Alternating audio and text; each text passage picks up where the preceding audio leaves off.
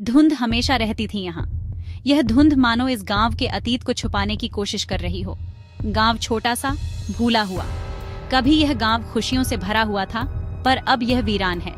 कभी यहाँ जिंदगी थी, लोग अपने काम में व्यस्त रहते थे, बच्चे खेलते थे। अब बस खालीपन।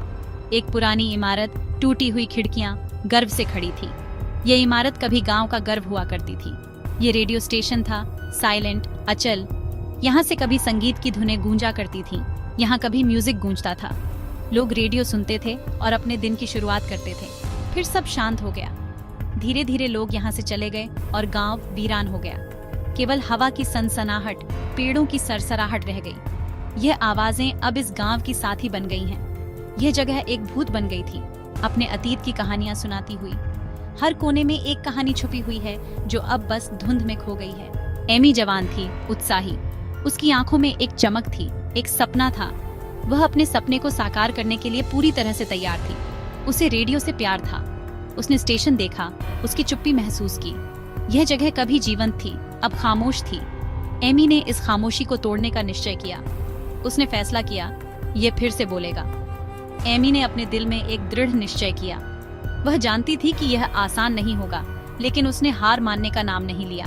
एमी का दोस्त था, वह हेल्प करने आया। वह भी इस सपने का हिस्सा बनना चाहता था। दोनों ने मिलकर इस काम को अंजाम देने की ठानी। उन्होंने धूल साफ की, तार जोड़े, उन्होंने माइक्रोफोन चेक किया। एक उम्मीद जग उठी। हर कदम के साथ वे अपने लक्ष्य के करीब आ रहे थे। यह एक लंबी और कठिन यात्रा थी। क्या यह फिर से जिंदा हो सकता है? यह सवाल उनके दिलों में गूंज रहा था। वे इंतजार कर रहे थे, सांसें थामे हुए। यह एक निर्णायक क्षण था। पहली रात। एमी अकेली थी। तूफान आ रहा था, बिजली कड़क रही थी। रेडियो चालू हुआ। एमी ने बात की। हेलो। एक ठंडी हवा चली। एक आवाज आई, कर्कश, भयावह। नमस्ते। ये फुसफुसाहट थी, खतरनाक। एमी के रोंगटे खड़े हो गए। ये कोई मजाक नहीं था, ये कुछ और था, कुछ बुरा। एमी ने रेडियो को कसकर पकड़ा। कमरे में रोशनी टिमटिमा रही थी। एक अजीब सी खामोशी थी। एमी धीरे धीरे पीछे हटने लगी। एक काली आकृति पीछे थी। उसकी आंखें डर से चौड़ी हो गईं।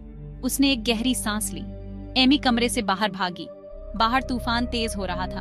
उसने डरते हुए पीछे देखा। कमरा खाली था, रेडियो अभी भी चालू था। पृष्ठभूमि में तूफान की आवाजें थीं। आवाजें आती रहीं, फुसफुसाहट, गुर्राहट, चीखें। ये आवाजें जैसे हर तरफ से आ रही थीं, चारों ओर से घेर रही थीं। एमी डर गई थी।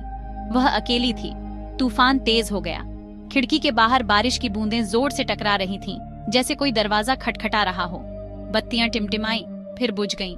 कमरे में अंधेरा छा गया और एमी को लगा जैसे वह किसी भयानक सपने में फंस गई हो। अंधेरा छा गया। केवल रेडियो की रोशनी थी। परछाई नाच रही थीं। रेडियो से आती हल्की सी आवाजें और भी डरावनी लग रही थीं। एमी को लगा जैसे कोई उसे देख रहा है, उसकी हर हरकत पर नजर रख रहा है। वह अपने चारों ओर देखती रही, पर कुछ नजर नहीं आया। उसका दिल तेज धड़क रहा था। ऐसा लग रहा था जैसे दिल की धड़कनें उसके कानों में गूंज रही हों।